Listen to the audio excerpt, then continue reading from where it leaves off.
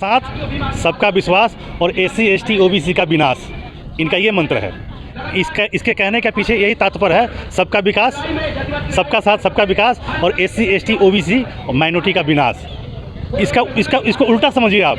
ये सबके साथ सबका साथ तो ले सकते हैं, लेकिन एससी एसटी का विनाश करेंगे। ये कभी विकास इनके मन में नहीं है, क्योंकि ये विषमतावादी सोच के लोग हैं। चाहे इस देश के प्रधानमंत्री हो, गृह मंत्री हो या अदर जितने भी ये विषमतावादी सोच के मुख्यमंत्री, ये सारे के सारे लोग विषमतावादी सोच के हैं। ये न्याय प्रिय हो ही नहीं सकते।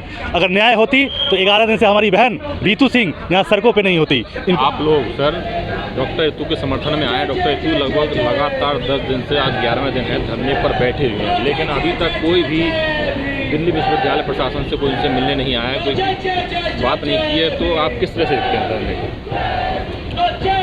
सबसे पहले मैं आप पत्रकार महोदय का धन्यवाद करता हूं कि इस विषम परिस्थिति में भी पूरे देश में G20 के नाम पे एक लॉकडाउन की, एक अफरा तफरी की स्थिति इन्होंने बना दिया है। और दिखावे के लिए इन्होंने जो पुरानी चीज़ें थी उसी को चमका दिया है, और G20 ख़त्म करते ही ये चीज़ें सारी वैसी की वैसी रह जाएगी। रही बात रितु सिंह की, रितु सिंह एक भेदभाव की शिकार हुई हैं, और भेदभाव के शिकार के साथ साथ इनको निष्कासित भी कर दिया गया। ये विषमतावादी सोच के लोग हैं। ये रितु सिंह को न्याय नहीं देंगे जब तक इस देश में संविधान पुनः स्थापित नहीं हो जाता, तब तक ये रितु सिंह को न्याय नहीं मिल सकता।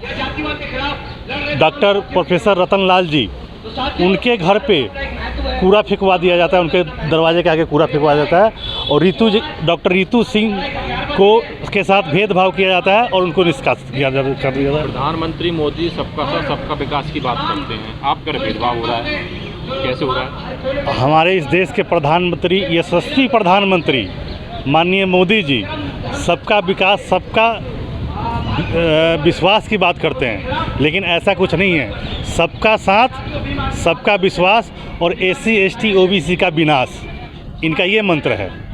इसके कहने के पीछे यही तात्पर्य है, सबका विकास, सबका साथ सबका विकास और एससी एसटी ओबीसी और माइनॉरिटी का विनाश। इसको उल्टा समझिए आप।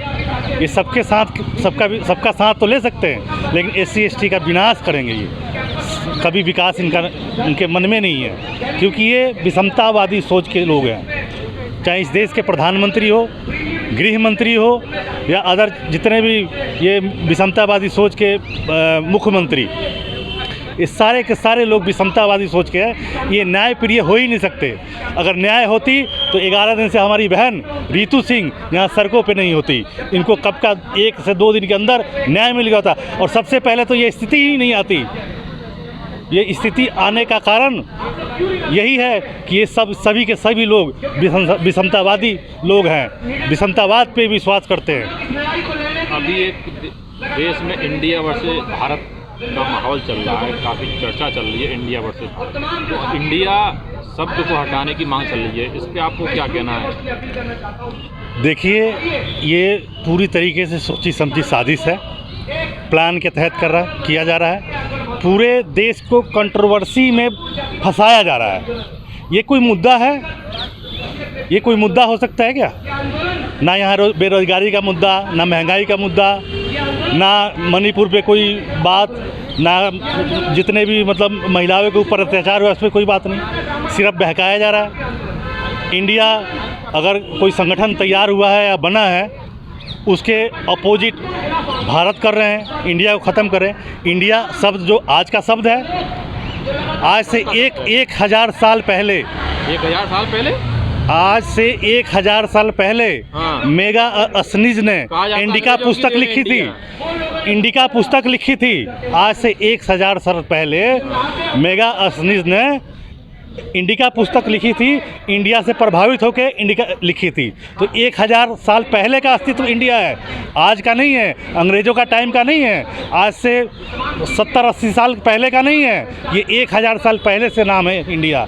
और इंडिया वर्सेस भारत बाबा साहेब संविधान के ऊपर लिखा था, ऐसे नहीं लिखा था। इतने दार्शनिक, इतने महान इतने ज्ञानी, इतने दूरदर्शी, भारत के संविधान पे भारत वर्सेस इंडिया जो लिखा गया है, ऐसे नहीं लिखा गया था। इंडिया का अस्तित्व आज से नहीं, हज़ारों साल पहले से है, ये आज का नहीं है। तो क्या लगता है इंडिया और भारत दोनों को रहना चाहिए? इसमें जो विवाद चल रहा है, इसमें आप किस तरह देखते हैं? ये विवाद आगे चल के क्या रूप है? देखिए जो माहौल को भटकाने की बात नहीं, बिल्कुल पूरी तरीके से इस चुनावी माहौल को भटकाने की जो मतलब वो है दिशा में जा रहा है ये। और अब तक ये विषमतावादी लोग पूरे देश के लोगों को भटकाए हैं।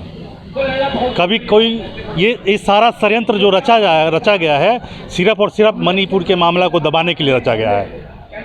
एग्जाम्पल के तौर पे आप मानिए कि इस हाथ में हमारा दर्द है, हमें दर्द हो रहा है, इस हाथ में दर्द हो रहा है, और मैं सबको बता रहा हूँ कि इस हाथ में दर्द हो रहा है और बहुत तेज़ दर्द हो रहा है। और कोई व्यक्ति आता है, पूछता है कि किस हाथ में दर्द है, तो मैं बताता हूँ कि इस दर्द में, और इस हाथ में कोई ईंटे से मार देता है, पत्थर से मार देता है, तो मैं इस हाथ को भूल जाऊँगा और इस हाथ को मैं सालाना शुरू कर दूंगा। वही सेम चीज़ इस देश में किया जा रहा है, मतलब गुमराह किया जा रहा है पूरी तरीके से इस देश को। दर्द क्या है और उसकी दवाई क्या दी जा रही है? दर्द से पूरा करा रहा है पूरा देश, लेकिन दवाई क्या दी जाएगी? भारत इंडिया को, इंडिया भारत इंडिया क्या है ये तो देश के प्रधानमंत्री चुल्लू भर पानी में डूब के मर जाए, उनके होते हुए ऐसे हो रहा है, और अपने आप को अति पिछड़ा कहते हैं, दलितों का नेता कहते हैं। और प्रधानमंत्री 2002 में मुख्यमंत्री जब पहली बार बने तो अपने आप को मतलब अति पिछड़ा और ओबीसी में डालें, जनरल है ये। प्रधानमंत्री बनते के साथ जब 2014 में प्रधानमंत्री वो बने, तो बनने के तुरंत बाद 2500 यानी 2500 RSS की शाखाएं खुलवाई इन्होंने। ये है दलितों के प्रधानमंत्री, ये दलित प्रधानमंत्री हैं। जो दलित नहीं, ओबीसी तो दलित ही है ना, दलित और महादलित। ओबीसी भी तो दलित में ही आता है। दलित और महादलित क्या है? ओबीसी जो है दलित है और जो SC ST है वो महादलित है। दलित तो दोनों हैं। तो पिछड़ा किसे कहते हैं?